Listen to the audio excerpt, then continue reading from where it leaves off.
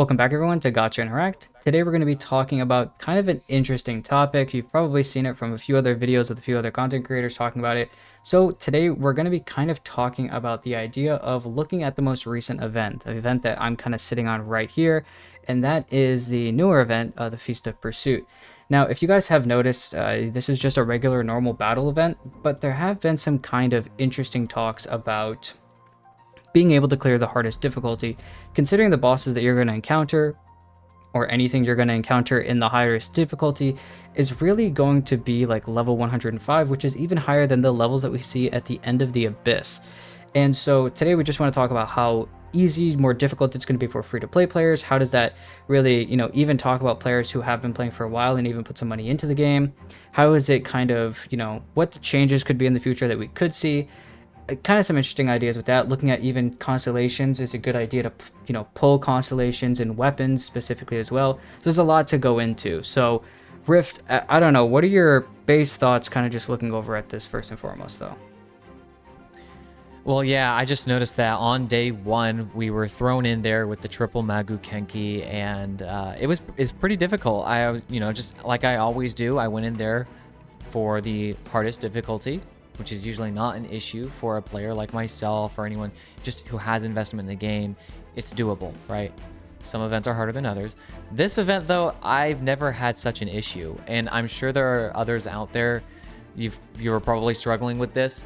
No matter what I threw at it, I had my Nivelette team, I did Hu Tao teams, I had all kinds of other teams, Nilu Bloom even, and it's just whatever I did, I couldn't seem to clear on the steadfast or the hardest difficulty, clearing and killing all three of these guys in 2.5 minutes. Now, Vixen, I know you were able to do it, but this is why we're talking about this though, and the reason you were able to do it is, I believe you did your Nivelette team. Am I correct?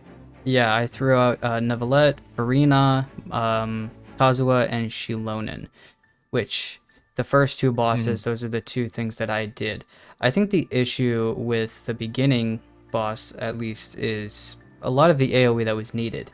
Obviously, if you have certain characters that are going to be good for this, that's great, but sometimes almost it just becomes an idea of stopping power and survivability. I mean, there are 3 Magu Kenki trying to hit you, and they are hitting way harder than anything that we've seen in the Abyss.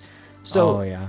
there could be a lot of interest, and I know especially with you were talking about it, Rift, you had kind of a bit of a difficult time with maybe some of those other specific teams that you were running. Yeah, one of the teams I tried, and oddly enough, the best team for progress and consistency every time I tried was actually a Kazuha on-field and a Burgeon team, where I used a Nahida, I used Yelan, tried a Farina variant, and then just the C6 Bennett, and that actually got me the most consistent results upon every retry. It was the most consistent. So, any other team, I was just having a lot of different variables come into play, whether it was a skill issue or not, whether critting and stuff like that. The thing with the Burgeon, I think, is that it doesn't have to crit, because it can't unless you have a C2 Nahida, and so that's why the damage consistency is much more similar. As long as you're keeping those guys grouped, then you're damaging all three. So that was the best. I just still, no matter what, I still couldn't get him. I would get the last guy to like 5% before I'm running out of time. And sure, I could probably keep trying, and maybe somehow it's possible I could get it. But like, it is an event, and I don't want to waste my time, that much time. Already, I already like sunk 30 minutes to an hour into just trying to do it. I'm like, 20,000 mora and 2 sanctifying unction or whatever it's called is not really worth that much time. So I was just like, all right, just moving on. Now, and day 2, I couldn't do it either. And now I don't have Kanish, and I know that one was kind of tailored to having Kanish. It one has a lot of normal attacks and skills. I do have Mualani, and so I tried Mualani, and she came pretty close. Just once again, I had some issues not critting on the second boss, probably just some more skill issue. But with the third guy, the Yumkasora King, I was actually able to do that first try with a Hu Tao team. And that's just because, once again, it's playing into it once you do a lot of Vaporize. And so I just did a traditional Vaporize Hu Tao team, and it worked. So there's a lot of different things going on to play. A lot of it is basically telling you need this character or you're not clearing. And I think you can heavily see that, especially in day 2, because it's like, okay, first off, you want to use a Night Soul character, but also here's a normal attack and skill damage bonus. I feel like that's just really tailored to Kanish, and I'm sure Mualani can clear as well. especially with investment. But I think the biggest issue just overall with this, and now thankfully this is all tied to an event and not like the actual abyss. That's where I think a real issue could pop up. But thankfully that hasn't happened yet. And if it does, we would probably talk about that. But you can see a lot of like it wanting specific investment for free to play players, for newer players. It's almost nigh unattainable unless you're spending on the game, unless you've been playing for at least a year. There is no way a player is going to be killing these level 105 bosses. And yes, you may think like, well, level 105, that's only like 5 more levels than what we see in the hardest floor of the abyss. It can't be like that much more. It's just additive, right? Well, no, it's actually like very exponential. Like 1 level increase at that point when you're already that high, because our characters are stuck at 90. So every level that an enemy has over us is that much more. It's a lot. So it's not really just adding, it's actually like a massive increase to where maybe even like millions of health on these bosses. But once again, I don't think it's like a huge issue, especially once again, just because it's tied to an event. So it's not an actual issue here. But it does kind of make you think about, and maybe to an extent that we didn't see before because we never really had to think about it. But now that it's here and we can see it, it's like, oh yeah, it's kind of a scary thought to think, are we going to need or have to do more vertical investment in our characters? Like, our constellation's going to have to become a more necessary thought. The 5-star weapons, because usually up to this point, you can clear most of the content in the game with C0 5-stars. They may not always have to have their weapon. And if you just have good overall investment of the team, they'll still be able to clear content because it's a team-oriented game. That's just how the game works. It's also a lot of reaction-based. That's just how Genshin works.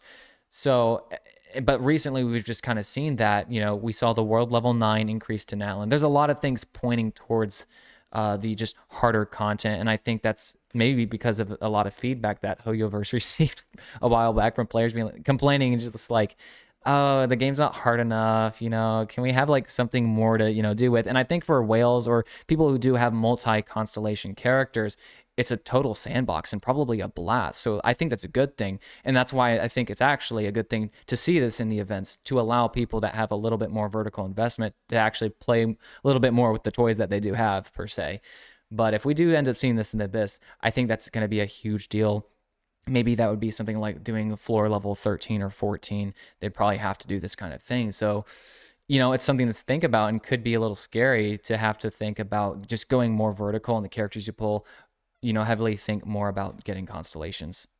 I think overall, going back to what you were talking about earlier, with looking at each of these things, when we were first talking about this, because me and Rift were talking about this the other day, when I believe only these 2 bosses were out.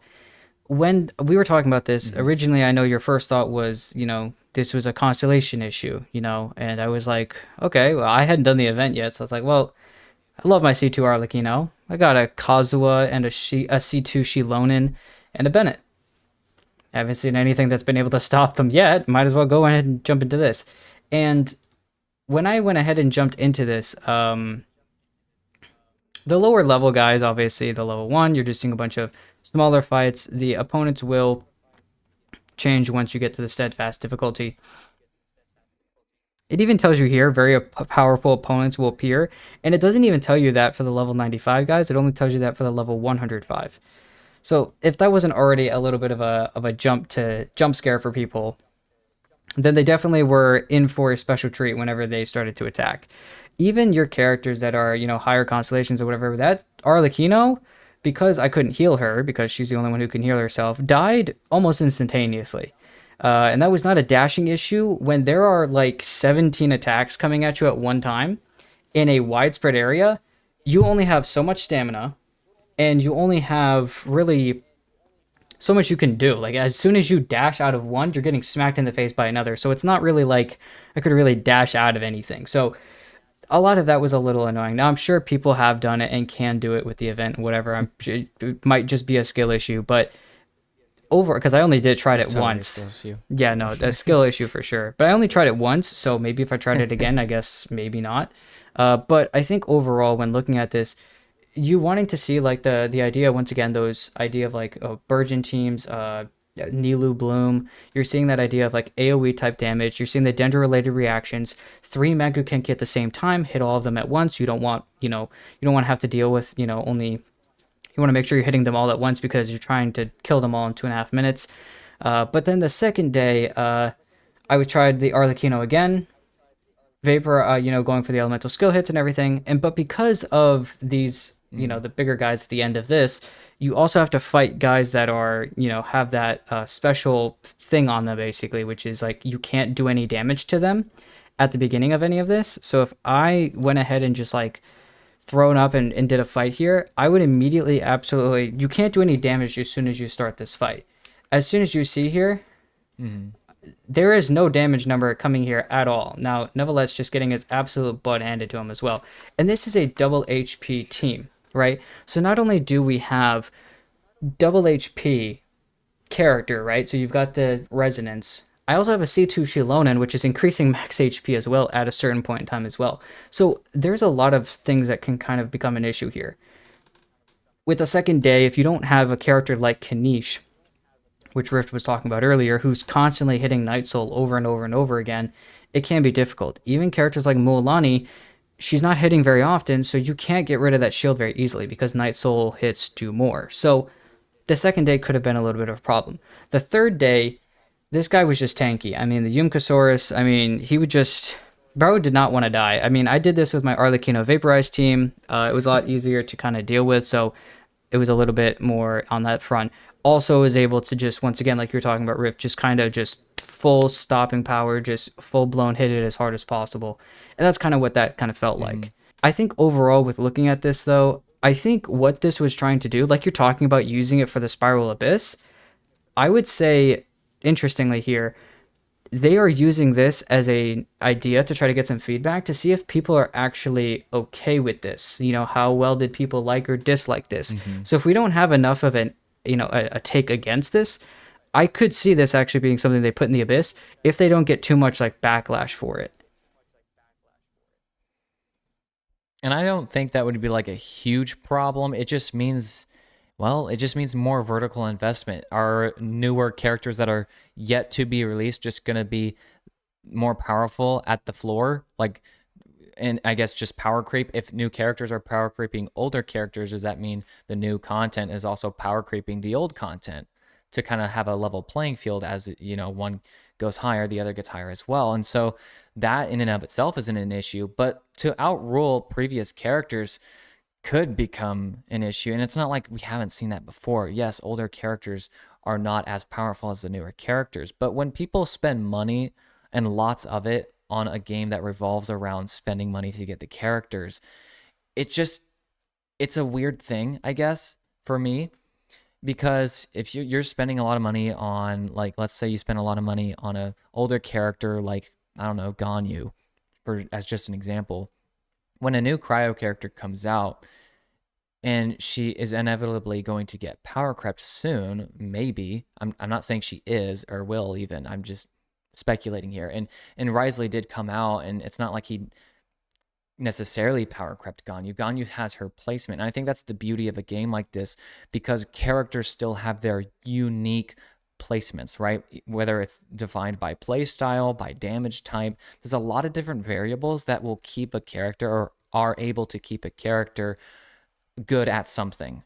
Some characters don't really have as many factors, and you can clearly see it in things like, maybe let's just say Klee. Klee was a very early 5-star. Is she still like has a somewhat okay damage? Yeah, but she's definitely been power crept by just newer characters, newer other pyro DPSs that just have natural and better synergies with other characters, thus just making them inherently more valuable, right? So you have that, but just kind of keeping that all in mind, seeing these higher level difficulties with these higher level bosses, I think you actually hit that nail on the head, Vixen.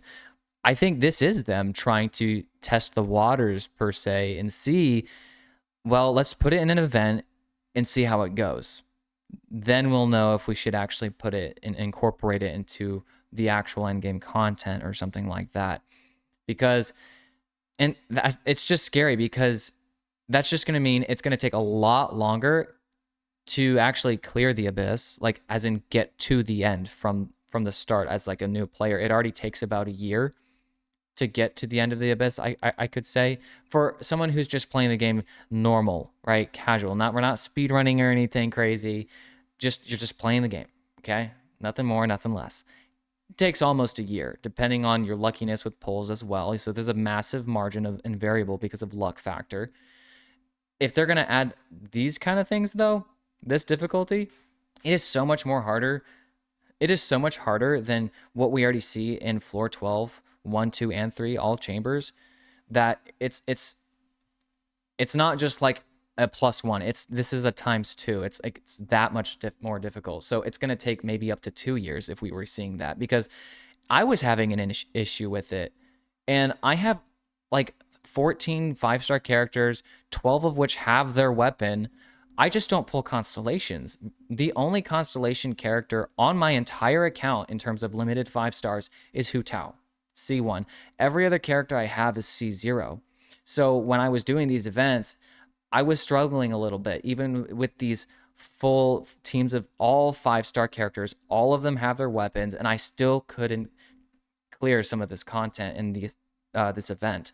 So to think and see that possibly in real endgame content makes me think, do I need to start pulling constellations on some characters? Should I try to look at a C2 Farina perhaps? Just other valuable constellations as kind of a must.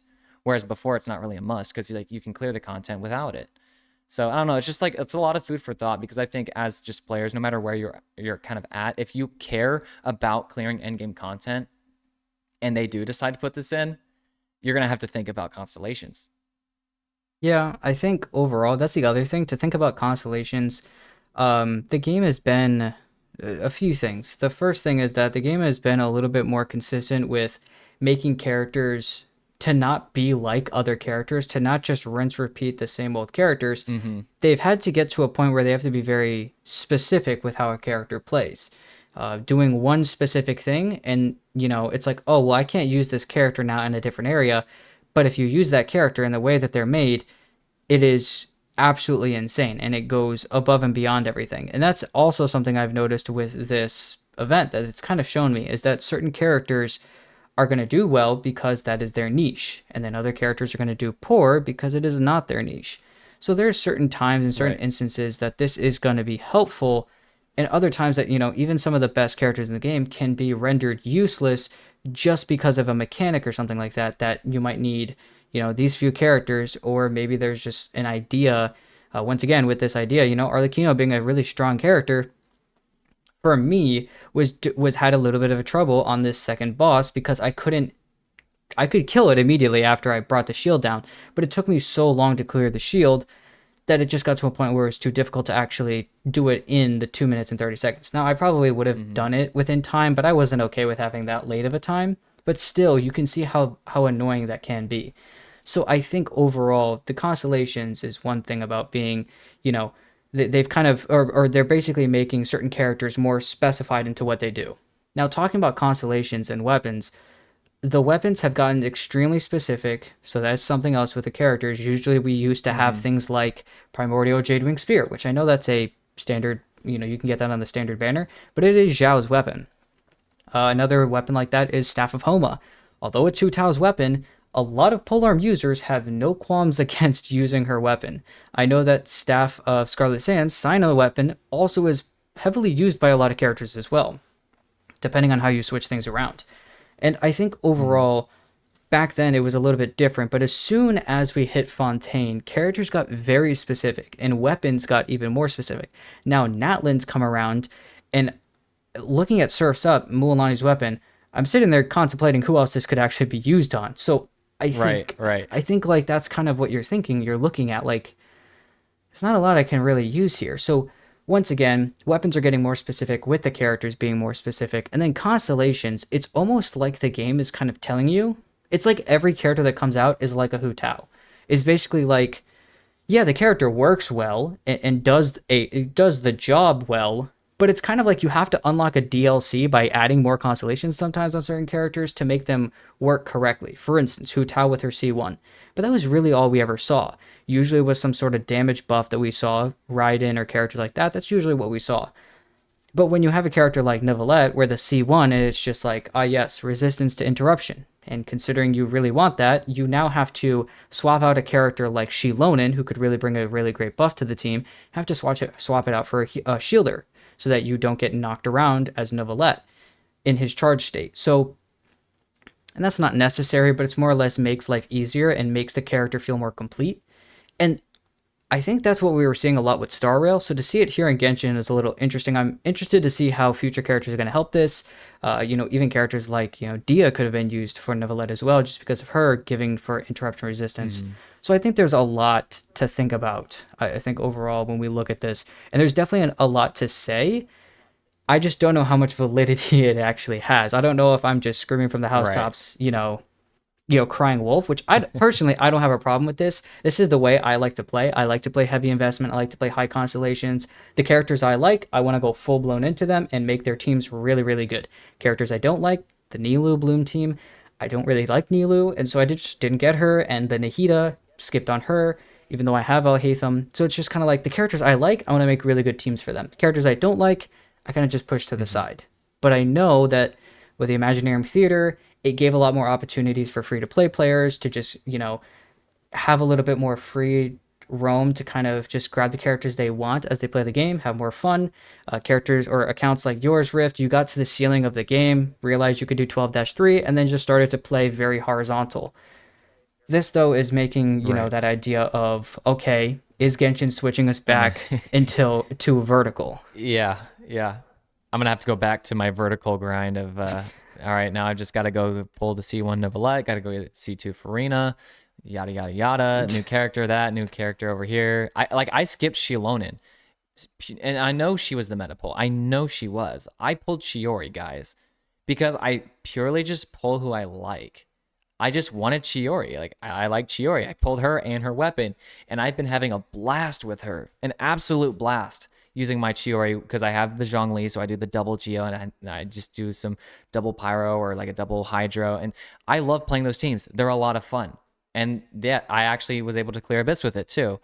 Thankfully, this current Abyss, or I guess past Abyss, if you're watching this video really late, had a lot of Geo in it, thanks to I guess the new character Shilonen, and then she was just there, so they were pushing Geo a lot naturally. But like, regardless of any of that, I like Shiori, and so my point is because I already knew my account was, like you said, Vixen, kind of just at the ceiling. I can clear 12-3 every single time without fail. I'm not gonna let like what's meta dictate how I pull because I've checked that off the list. So if the content's gonna get harder, now I'm actually starting to think maybe I should pull Shilonen if she does come back around. Like that's just the way I'm thinking now. I think there's a lot of questions that a lot of people are going to come in. It's going to change how we look at to pull or not to pulls for people. Looking at, if someone asks us a question of who should I pull, what's the idea, what should I be doing with my, my primogems? I just started the game. Who should I go after? This definitely brings a little bit more into scale to be like, look, I'm going to be honest with you. What do you want to do in the game? I think that's the biggest question a lot of people kind of forget to ask is, Right. Yes. what do you want to do? Because I can answer this one of Mm-hmm. two ways. I can either answer it the way that like other people want to answer who usually ask that type of question. The reason they're asking the question is because they usually want to know the correct answer, which is if it's Neuvillette or I don't know, Ayaka, I'm gonna tell you to pull Neuvillette like every Mm-hmm. single time. But if you're saying I want to go for Neuvillette or Ayaka, which one do I pull in the banner? I really like Ayaka. She's my favorite character. I also love wearing socks in the water. First and foremost, I'm probably just gonna tell you to just don't do that ever again because that's disgusting. But I'm gonna tell you just pull Ayaka if you really like the character that much. And if you just want to pull Neuvillette just because you feel like you're almost pressured to by the game, don't do that because you're not gonna have fun. And that's what everybody says. But when you actually ask, when the person is going to ask a real question to be like, who should I actually pull? I'm going to tell you should probably pull Neuvillette just because he'll help you out in the game. But if you don't care, you don't care. This, though, it's going to mean even more to that question that I'm going to ask people if they ask me, who should I pull? The biggest question I'm going to have to them is, okay, now I have to ask you if this is going to be a reality that we're going to see. What do you want to do in the game? It's the same thing I would probably say for people who want to Mm-hmm. pull characters in Star Rail. What do you actually want to do in the game? Do you want to clear a lot of the content in the end game where it takes a lot of investment, a lot of time, a lot of effort, a lot of grinding, probably even throwing a few dollars in there every now and again. What do you want to do? And if they say, I just want to play, have fun, enjoy the combat system, do whatever you want. But if someone in now is going to ask me about Genshin, I'm going to be like, you don't want to have fun. You want to go full blown into it. Okay, well, these are the characters you need to pull, and I'm going to pull up a meta list at that point because that's what you're sadly going to have to go towards. So I think it's going to be a toss up. I don't think it's going to change people's minds on what they're going to pull, what they're going to do, what they're not going to do. I think it's just going to mean for those people who, like you're talking about Rift in your situation, how are like, I think I like playing this way, and then they're gonna go, now I kind of have to play this other way because I do want to actually clear content as well. Right. And I know there's going to be people watching this being like, well, of course everyone wants to clear the content, but that's really not actually the case. Like there definitely is an audience out there who really doesn't give 2 cents for clearing Abyss. They'll go to floor 11-3 and just stop there, not even trying 12 because they don't care. They're just getting some primos that they know they can get. They're not going to go waste their time trying to, slam a keyboard for 2 hours if they know they like can't really get it. There's definitely a lot of casual players that play the game purely for the story, for just collecting certain characters based on just liking the characters for who they are, like nothing more, nothing less. There's just different ways to play a video game, right? You don't have to be playing and pulling for the best options, right? So I think that's, and that's actually why we do make the to pull or not to pull, is it's to address those questions and really help people decide on what they're going for, to help them figure out, well, what do they want? Because sometimes people don't even know what they want. Like I know I used to say, well, I try to pull meta, and then it turns out I actually don't. I do actually end up just pulling who I like, and I was trying to mask it, I guess, with just, oh, I pull meta. But it's weird. You can like learn things about yourself too. But I so yeah, it's just something to think about with this whole idea of content getting harder. Just keep it in mind, because obviously it hasn't gone to end game yet. So, and I think you earlier hit it on the head. They're just testing it out with an event. and I think the other thing to keep in mind is right now it might not mean much because, like you were talking about before, Rift, what are you really looking at? 20,000 mora, Yeah. some extra artifact experience Oh that's gonna no, get you. Mona can't pay the bills. Yeah, like it's really not that much right now. So I think right now, which is why they're doing this in event, is these two latest difficulties. If you've noticed that, keep in mind, um, these are the two events that you need primos for, level 85 and level 90. A lot of teams can clear this second thing if they're only level 80. They haven't even done the ascension. If all your characters are level 80, I've seen plenty of people even kill things that are level 95 or level 100 in the abyss. I've seen level 80 teams clear level 100 things in the abyss in the 12-3. So it might even be sometimes even lower, and you still might be able to clear within the time period of 3 minutes for this, for your primos, and get out scot-free. Um, but like you were talking about Rift, the biggest thing that this is going to be for is for these last two difficulties, or mainly this last one, is for those quote unquote tryhards, or the people that enjoy maybe testing themselves if they know they can't do it, and or maybe they know they can but they have to do it a specific way, and sometimes they like to grind and sit there for 2 hours and smashing their head against their keyboard. Maybe they like doing that, and that might just be something there as well. Also, all the people like you were talking about that pull a C6 whatever and just love to use it, this Mm, can actually allow them to fully, like, actually sometimes even test like the limits of that C6. For instance, we have a friend who right, plays a right. C6 Farina, and he actually put her off field with a Navia, and he's been clearing this content easy. I mean, he's doing 600k like skill hits on his Navia immediate off the rip, and he also has a C2 Shilonen with a C6 Bennett and a Navia with her weapon. So for him, even still, it sometimes even tested the waters because I don't have a C6 Farina, but I'm clearing. Actually, we are looking at each other's times. He's saying it's actually very comparable. I think I'm like 4 or 5 seconds off on each one of these compared to that exact team, and he's not going to stop. He's just going to run that team the entire way through. So it just really just depends on what you kind of want running with this. It's going to matter a lot to what kind of happens based on the person, really. Well, I think that's everything we've got talking about kind of this event, constellations, possible future Abyss stuff in this video. If you guys did like the video, please go ahead and like and subscribe. Check out our Discord as well. Thank you guys for watching the video. We'll see you guys in the next one.